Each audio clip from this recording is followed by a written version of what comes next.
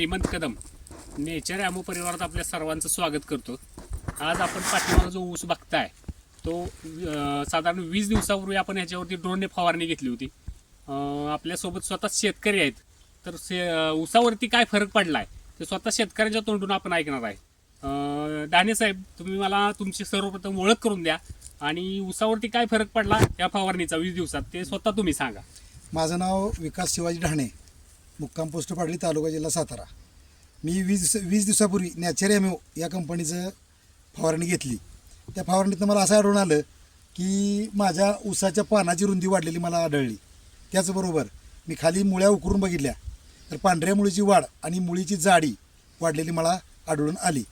त्याचबरोबर माझ्या ऊसाच्या जी आम्ही उंची बघितली ती ऊसाची किंवा कांड्या बघितल्या होत्या, त्या कांड्यात मला 2 ते 2.5 कांड्याचा फरक जाणवतोय.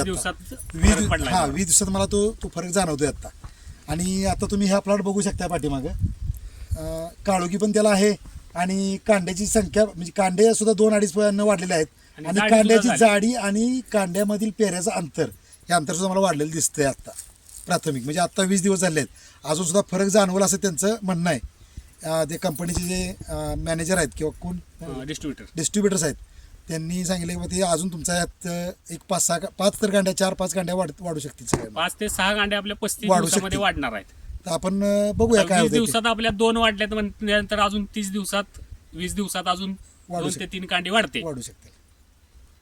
तर आपण ह्या फवारणीचा आधी एक व्हिडिओ बनवलेला आहे, तो पण आपण ग्रुपवर टाकलेला आहे आणि आत्ता सुद्धा हा व्हिडिओ आपण पोस्ट करणार आहे. दोन्ही व्हिडिओचा फरक बघा आणि प्रॉडक्टचा रिझल्ट बघा आणि इतरांना पण सजेस्ट करा, हे मी यामार्फत तुम्हाला सांगणार आहे. आता थोडा आपण ऊस दाखवतोय. आत्नी साहेब जरा ऊस दाखवा.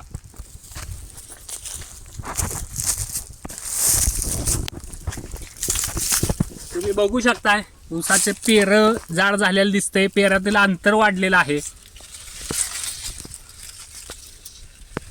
बाहेरून जरा काळोखी पण ऊसाची जरा दाखवा. ऊसाला काळोखी कोणत्या पद्धतीने आले बघा.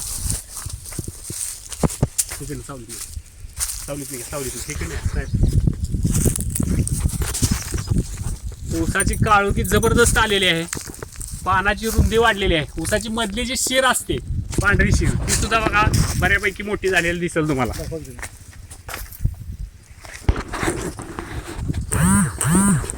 ही जी शीर आहे ऊसाची मधली ती जाड झालेली दिसते बघा. आता 20 दिवसापूर्वी आपण फवारणी घेतली होती, अजून औषधाचे टिपके याच्यावरती दिसत आहेत बघा.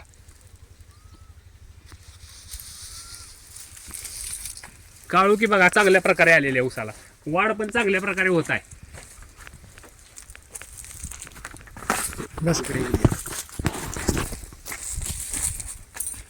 तर मी ह्या व्हिडिओ मार्फत एवढंच सांगेन की हे प्रॉडक्ट सर्वांपर्यंत पोहोचवा, शेतकऱ्यांना सगळ्यांना ह्या गोष्टीचा लाभ होऊ द्या.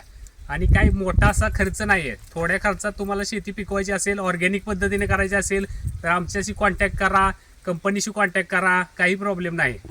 एवढे बोलून मी थांबतो.